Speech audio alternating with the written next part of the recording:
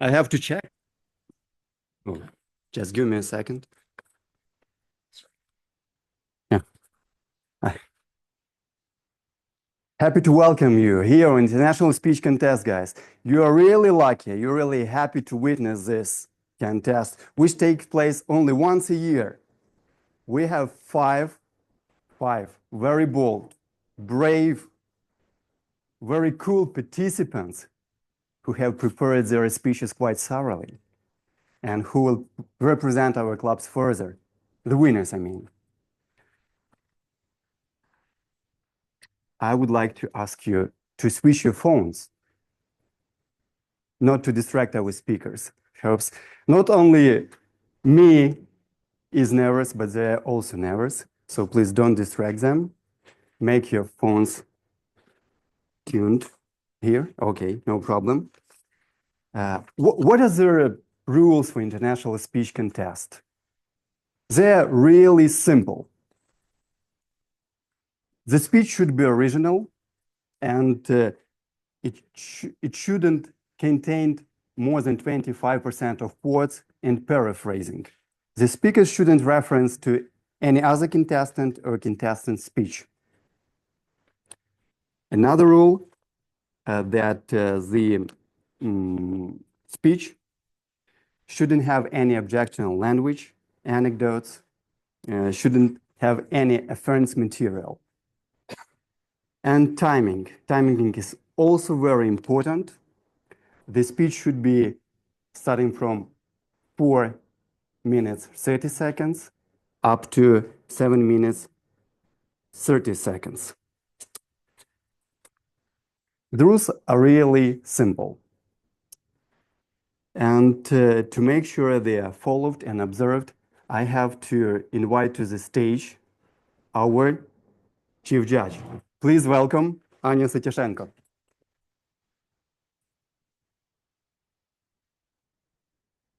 That is for you. Thank you, Yuri. Dear friends, I'm Chief Judge of International Speech Contest, and would like to confirm that all the judges here are in place. They are eligible to participate, they know the rules, and are ready to evaluate International Speech Contest. Thank you, and good luck to all the participants. Thank you. The stage is yours. Yeah. Thanks again. I have to. Yeah. For this type of contest, we have counters. It's Mykola and Oля Verysyuk. Is Oля here? Or maybe she will come. And we have online and offline timers. Volodymyr Ukrainets is a timer. Please, speakers, pay attention. You have the cards. Yes. And Roman Dolmatov with the cards. We also have online timer. Sergey Radchenko. Are you with us? Yes, I can see Sergey. And that's it. We also have Sergeant at Arms. Sergeant at Arms will be presented during the evaluation contest. Yeah, Sluda. So the timing is important, and I have told you about it. The sequence has been also defined. We have 5 participants. We had the briefing, and we have already defined the order of speeches. Are you ready to hear the first speech, guys? Yeah? That's good. Our first speech is going to be online. The first participant to deliver his speech is Dec Cluckey. Dec Cluckey, Asian Toastmasters, Dec Cluckey. Myronchuk.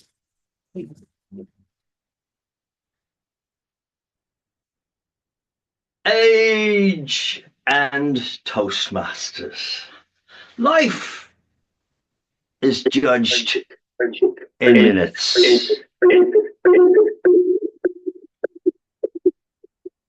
I hear a huge echo. It's gone. Life is judged in minutes, in hours and days, in weeks and months and years. Contest chair. Picture the newborn baby the daddy, takes the baby up to mummy and says, "Oh, look, darling, 3 minutes old." The grandparents come in and say, "Oh, how old? An hour and a half." The neighbors come in, 2 days old. Down the supermarket, in the mall, how old? Oh, 3 weeks. Then we get the fractions. Oh, 3.5. 3 7/8. And if you think having 3 kids is bad, I had 3 kids. Try having 3 HP printers. Then we get the nearly years. Nearly 5, nearly 6, nearly 7. Going to be 6. Then the dreaded teenage years.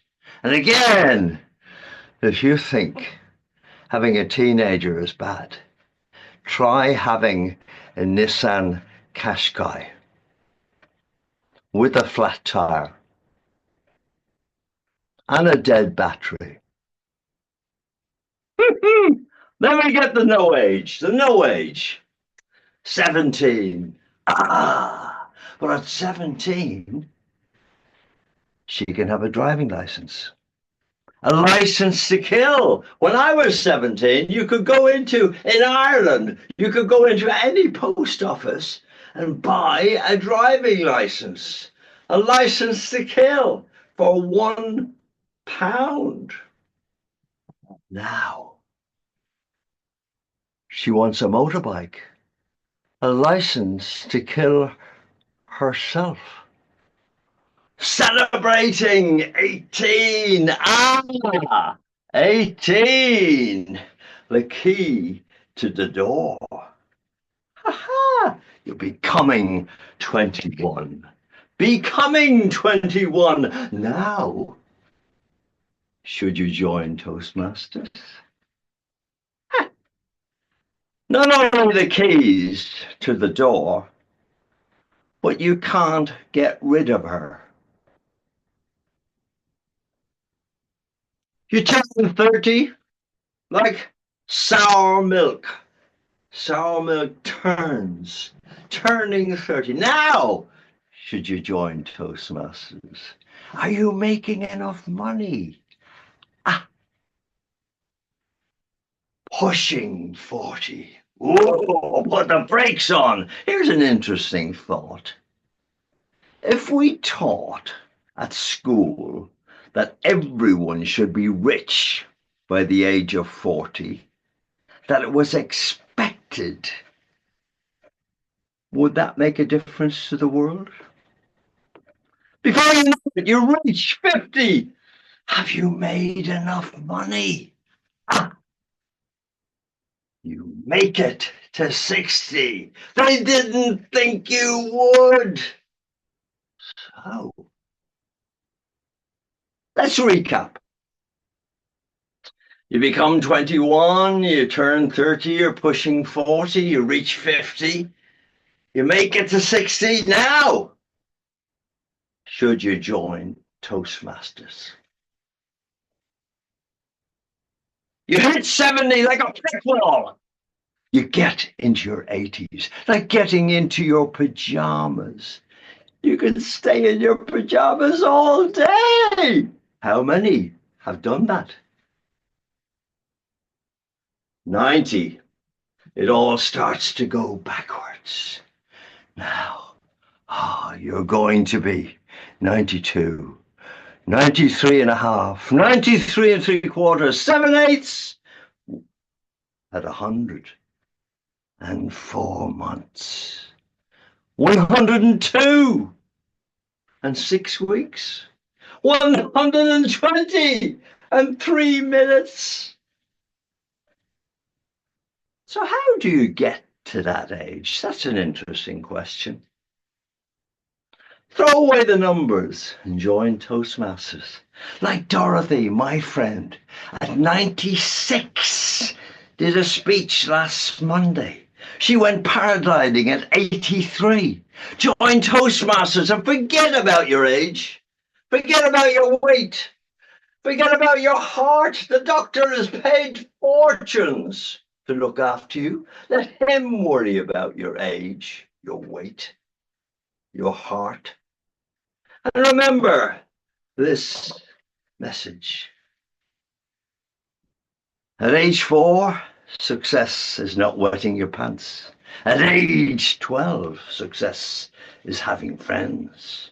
At age 17, success is having a driving license. At age 40, success is having money. At age 50, success is having money. At age 70, success is still having a driving license. At age 75, success is still having friends. At age 80, success is not wetting your pants. At age 90, success is having money for that lovely retirement home.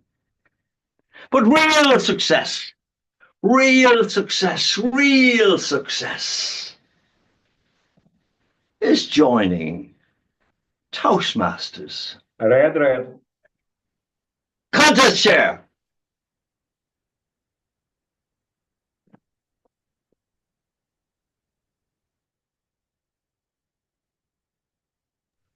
Thank you, Dec. Hope you are hearing me.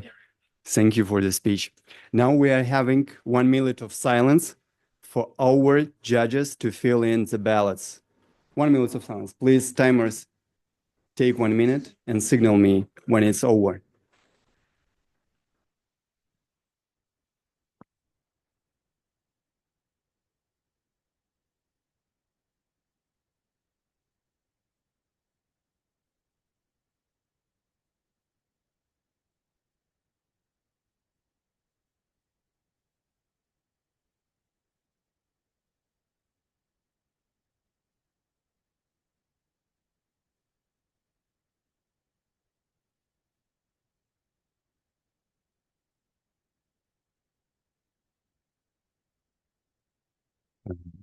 Наталі, чи можна без мікрофона Олексію?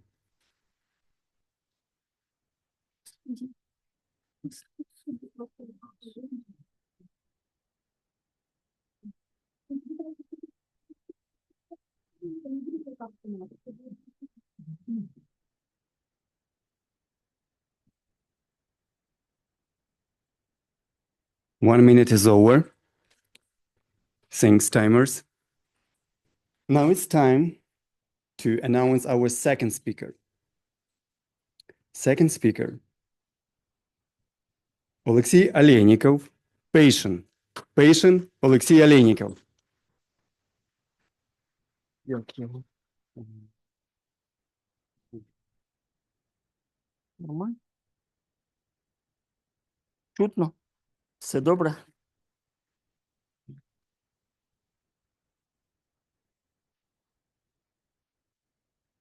The heart attack usually comes unexpectedly.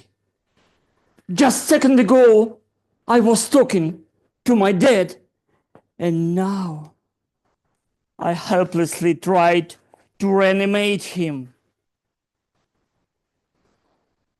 The hospital room was full of bed odors and sad sounds. Beep, beep, beep. And doctor whispered me that only 20% of recovery of my dad depends on doctor's magic, but 80% depends on his passion to live. Do you remember how passionate you were in the beginning of your life? How you tried to escape from the bed and lick every corner and every chair and insert your fingers into the sockets? How passionate you were at your first grade in school? Stop! Don't do it! Nobody did it before. It's prohibited. And we stopped. And we returned just in boring adults. I must confess, 15 years ago, I decided to write a book. I was passionate. I was learning everything about storytelling, about writing art. I was typing every 3 seconds. After 2 years, my book was born. And believe me, it was like born of your first child. Oh yeah.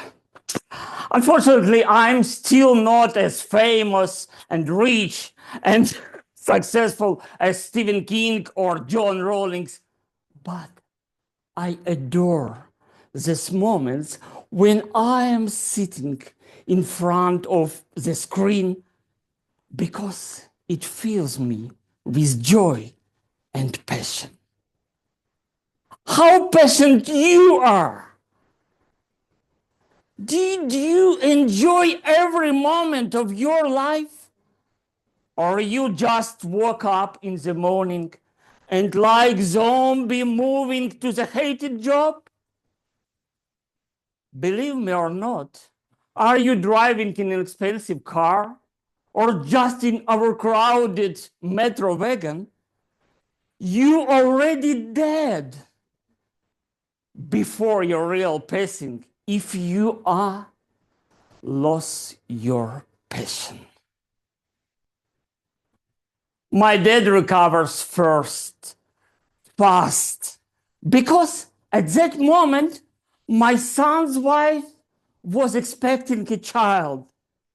And the first words of my dad were, I must see my first grandchild. I will survive.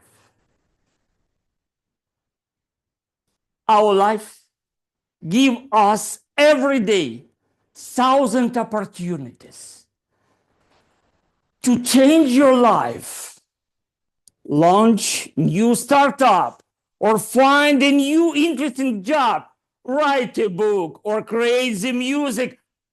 Do something that gives you joy, makes you stronger, feel your happiness, and give you a smile and passion to live. Thank you so much.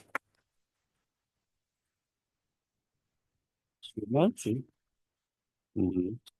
We're going to check whether it works. I hope it works. Now, we also have 1 minute of silence for our judges to fill in the ballots. Please, timers,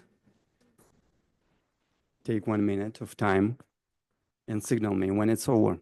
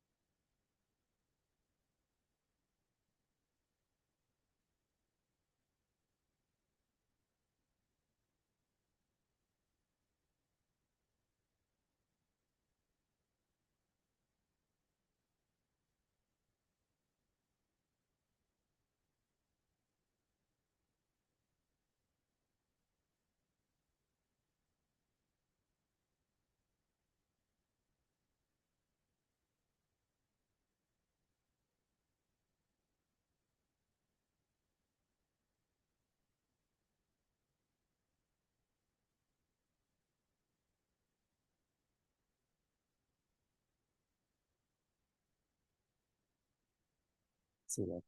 1 minute is over. And I'm happy to invite to the stage our third live participant, of which is here offline. Please welcome Oksana Muchkina with the speech, My Art of Life, Oksana Muchkina. Not sure. I will try. Like this is okay?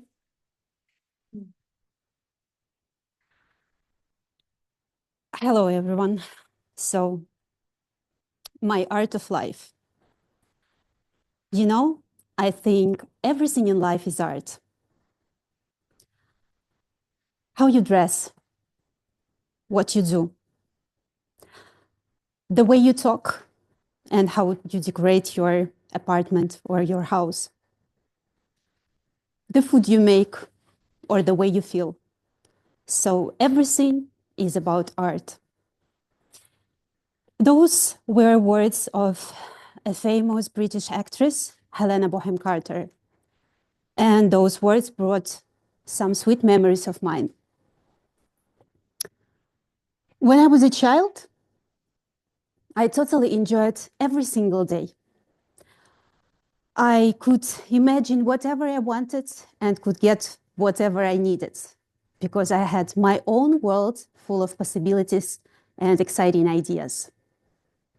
So, for example, simple matches could serve as amazing candles for a birthday cake, or a piece of brick could be a glamorous cheek blush, for example.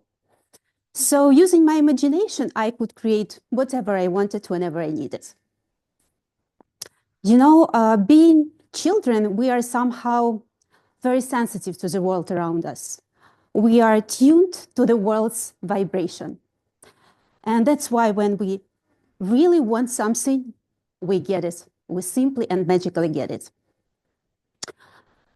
I adored an ice cream and go into the cinema. So when I didn't have my own money, because I didn't have fancy toys, for example, in my childhood, but I enjoyed the ones I had. So when I didn't have my own money, I was focused on getting them. So I was searching on the street and I magically found them. It was not enough, but it was quite enough for buying an ice cream and going to the cinema. So life was fun. At the age of 5, 6, I decided that I want to learn German letters. I imagined that I'm a spy, secretly delivering coded messages to my friends. And you know, it was an awesome experience. Then I took part in all the events I could.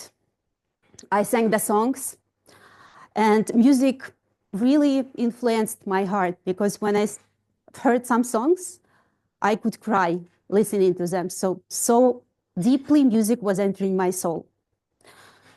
I danced so fiery that my teacher complained to my mother for me being too expressive and seductive. It was at the age of 10. Can you imagine, right? So I enjoyed drawing, and I would draw everything I could. My exercise books, my solfeggio exercise book, the walls of our landing, the school newspaper with decoration and cool ornaments, because I enjoyed it. Life was real fun. When I entered the university, despite of hard learning process, I attended the dance classes. I sang Arabic songs. I learned Oriental languages, and I thought the Oriental languages will open the worlds of those mysterious 1001 Night countries. I performed in some plays as well, and it was still fun. My first country of visit was Egypt, and I traveled to Egypt within a university's group on behalf of the Ministry of Foreign Affairs. And it was my first visit abroad, and it was real fun. I will tell you why. First of all, it was the first trip abroad. And also, it's worth mentioning here that my father admired an Egyptian civilization. And by that time, none of my family or my relatives have been in Egypt. So for me, it was a wonder that came true. When we arrived to Egypt, for me, it was kind of unexpected experience, but I really enjoyed it. Though we had to learn some patterns to deal with the locals. We learned the patterns to buy some stuff from them. So it was really interesting. And sometimes, some guys would follow our group, because it's worth mentioning here that our group consisted only of girls. So an Egyptian guy would follow our group and shouting something, watching through the skirt slit to the girls' legs, or sometimes even slapping the butts of our girls if they wore, for example, a bit transparent dresses. So it was fun and interesting experience as well. But nevertheless, we liked the trip because we explored Egypt and very many interesting stuff. When I went abroad to work abroad, and I had no days off by that time, I used to go jogging and swimming in the morning before my work. I would climb to the hills to watch sunrises. I would swim in the water colored with the sunrise colors. I would find heart-shaped stones. I would see golden grains of sand on the black volcanic beaches, and it was an amazing experience. And I should admit that not everybody managed to notice that. So when in the hot days, when the temperature was about 35, I had to wear a uniform, a tight, dark uniform, black shoes, quite tight as well. And in those shoes, I had to go to my work, dragging the rolling bag full of stuff needed for my job. But I would lift up my head and I would do it in an elegant way. So some guys said me like some compliments and told me something nice about the way I look. So it was hard, but it was doing it, because if you anyway do it, so do it in an elegant way. So here are my tips to you. Everyone has his key to the art in your life. So first, use your imagination. Be positive. See beauty in each moment of your life. Shine bright like a diamond. And live an ordinary life in an extraordinary way. And speak up, because you never know when your words will change somebody's life. Thank you. Thanks. Thank you. Yeah, I will take it. Thank you. We have 1 minute of silence for our judges. Please, timers, take 1 minute. I'm also asking Dennis to check whether we can invite our another participant online. Maybe we need to make some adjustments when we have this 1 minute.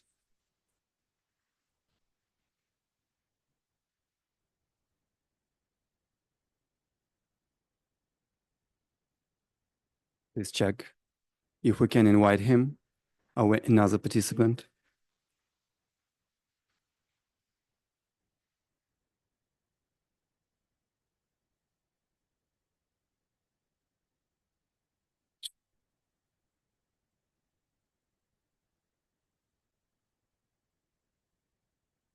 Is it possible? I will turn it off later.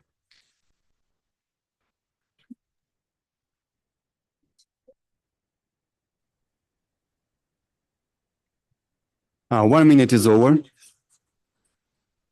Oleksandr, can you hear us? Yes, I can hear you. Okay, just a second. I'm going to introduce you. So now we're going to listen to our online speaker.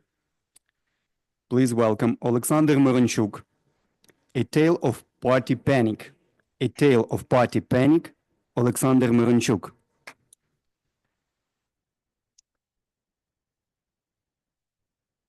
You know, at least once in life, we've all stumbled into a weird spot.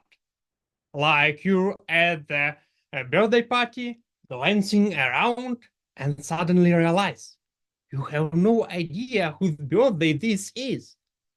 Is it a distant cousin, a neighbor's kid, maybe a random guy from the street? I swear, I didn't invite this party. My relatives dragged me here.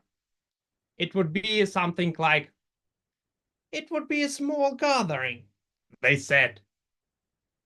And if you're curious, who the heck is this birthday boy? Folks, I am as clueless as you are.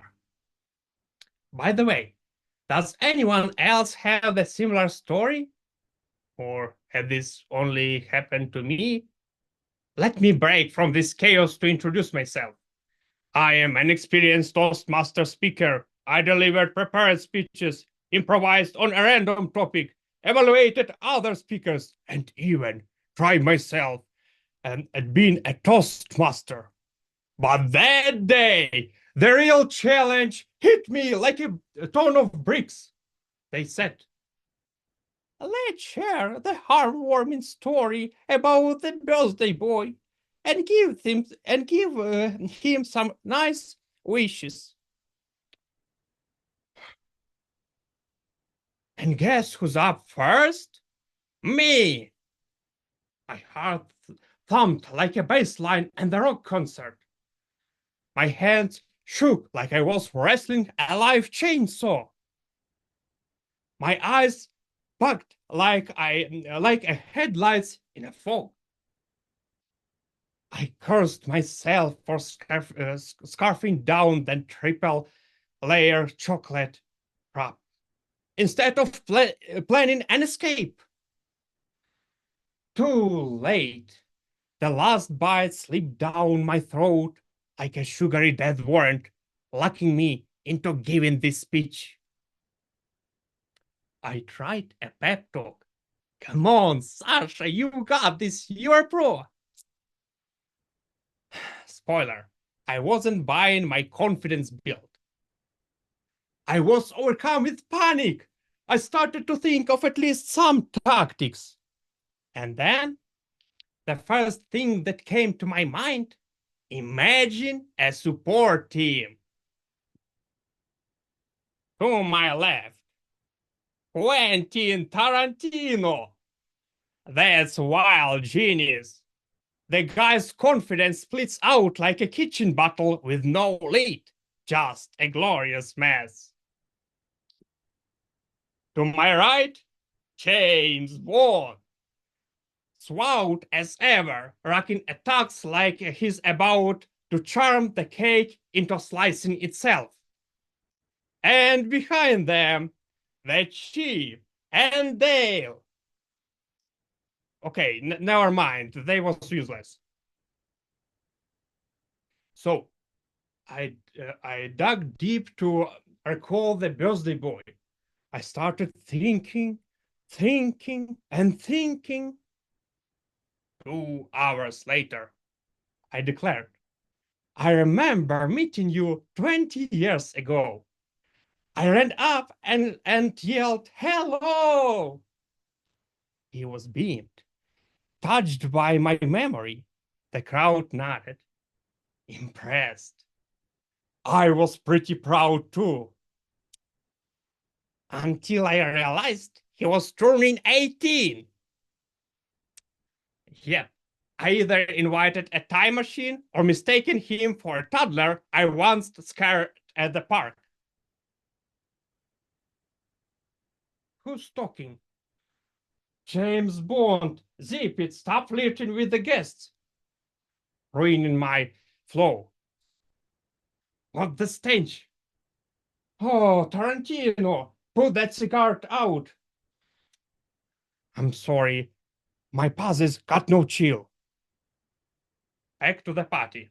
Yes, I said that I greeted this birthday boy before he even was born, but I saved it. I turned it into a joke, and the room erupted in laughter. That's the magic of humor. It lets you swipe other people's cake with zero guilt.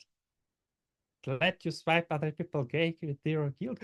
No, I mean it turbocharges for a speech and bails you out of any mess. Like when you crash a party, blank on the guest of honor, and have to talk. So here's the takeaway. If you're stuck, make them laugh. If they're giggling, they won't care whose birthday it is, or that you're hugging the dessert. And if your speech flops, just blame Bond and Tarantino. They're terrible wingman. Back to you.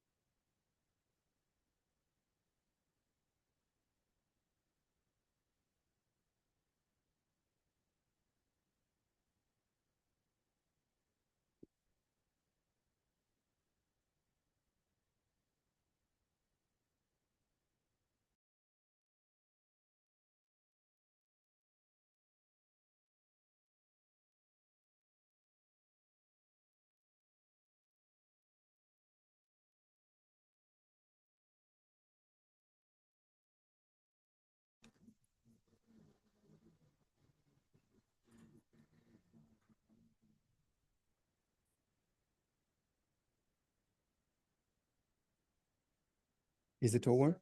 No. Okay.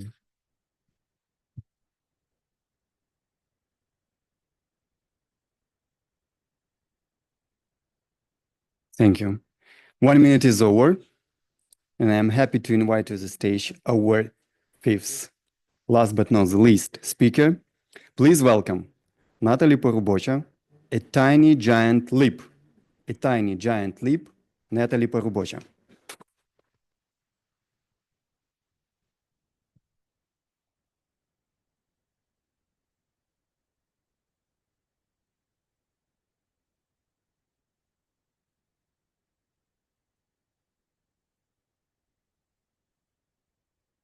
Dear fellow Toastmasters and the most welcome guests, please raise your hands, those who have ever felt stuck.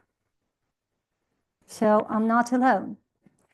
I remember this feeling from childhood.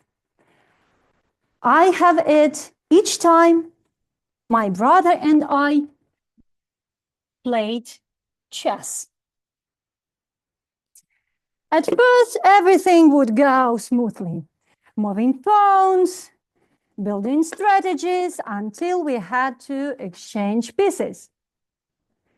After that, the game would change at all because, well, we felt frozen because since we lost a knight, a bishop or a queen, game would look like senseless. Recently, I had felt myself in the same situation, in very similar situation. For about 7 years, I want to restore some old furniture at home. Those are 2 chairs left behind by my former tenants, a TV stand that witnessed my brother and me battling over chess, a German table, older than me but still reliable, and a wall unit, a long wardrobe that my neighbor got rid of 20 years ago. I started with 2 chairs. At first, everything would go smoothly. I washed them, rubbed them with sand, paper, and painted with some old paint. All kitchen was in stains. And what about the chairs? They were so ugly that I placed them on the balcony so as not to see, not to witness that designer disaster. And my neighbor would laugh at me, would laughing and saying, how are you going to restore that wall unit I get rid of? Since then, I watched dozens of hundreds of videos how to restore the furniture. I read dozens how to repaint your kitchen easily articles. I bought new primer, new acrylic paints, and over the 7 years, I have done nothing but looking at that old furniture. Because every time I was about to start again, doubts gnawed at me. What if I'm gonna mess it up again? Once, when I was sitting at home and staring again at my worn-out but still sturdy furniture, my eyes landed on an old wooden chair, one of two my parents bought for me and my brother when we were little. Another reminiscence resurfaced. I was 4 years old, sitting on that very chair and drawing. Suddenly, a ridiculous thought popped into my head. All 4 years old or girls are silly. Even then, I was surprised. Why would the girls be silly? But when I was adult, I wasn't surprised at all. Looking at that very chair, I thought that, indeed, we are silly at any age if we restrain ourselves from implementing, from bringing to life our creative energy. Fear of failure, procrastination, perfectionism, all of it stops us from making something real. So I decided to make a tiny step, tiny but significant one. I started with this very chair. Doesn't look very polished, does it? But it is helping me restore other units. I painted one leg gray, actually dark gray and light gray, to see how it would look like on a bigger chair. This part is golden, to test if this would look good on the wall unit or on the TV stand.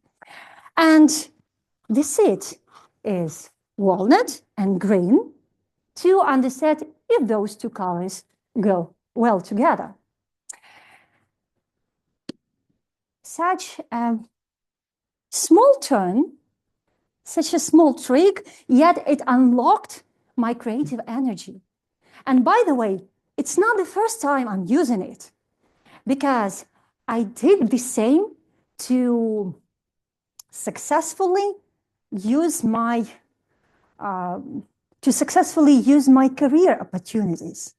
And by the way, to start winning Toastmaster contest. So after a big, I might think, disaster, I have made a tiny step that helps me to finally reach my goal.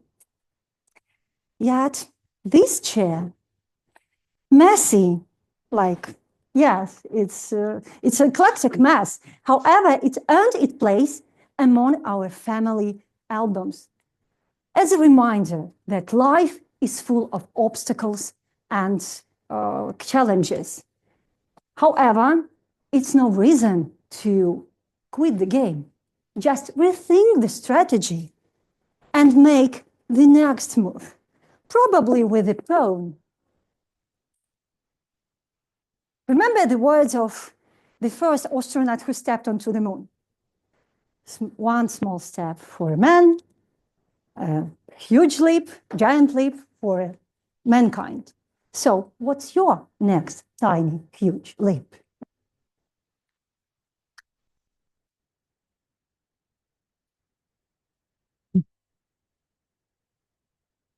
Natalie, are you giving it back to me?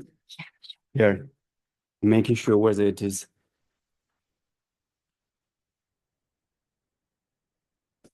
It works. Yeah, it works. Now we have 2 minutes of silence for our judges since it has been our last speech. By the way, you still have access to our Telegram channel. I hope you have. Please vote. Please, let's define the people's choice. Have you got in our challenge like voting? Lisa, we're going to check it. The voting for the best speech will be posted or is already posted. Is already posted on our Telegram channel. Please vote for the best speech. I hope the participants are not voting, or you're still voting. Okay. I just encourage guests to vote for the best speech, not for the best speaker, but for the best speech, I hope. And we have 2 minutes.